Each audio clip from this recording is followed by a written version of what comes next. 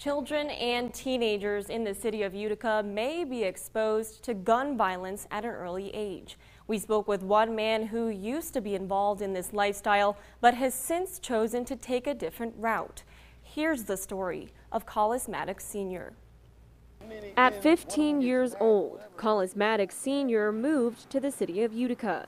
He says blood runs thick here, and while he had good grades and a love for music, those had to be put aside to fit in. This is my lifestyle now. So now I switched up from a schoolboy, a nerd, to a street kid. In his 20s, Maddox started selling drugs and carrying weapons, spending the majority of his time in and out of prison. In the inner cities, we look at prison as a rite of passage, when it's completely and totally the opposite. We use the reverse psychology thing, where you come home from prison and you're greeted by all these people saying, yeah, you did it. But when you're here, when you're home and you're doing the right thing, there's no accolades. Even behind bars, inmates bragged about charges, keeping him focused on the streets.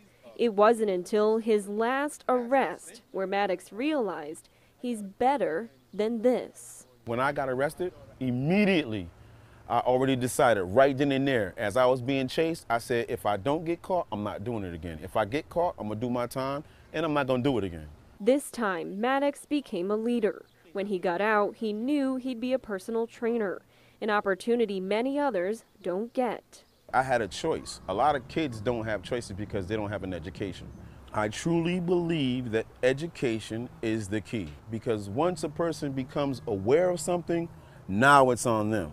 Maddox blames himself for the time some of his friends have spent locked up, now hoping to lead his community away from this lifestyle.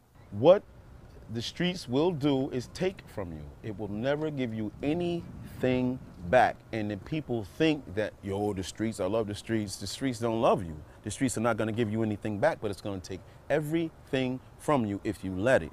And now is perfect timing. Maddox says the problem is getting worse and people are dying at younger ages, all because of gun violence.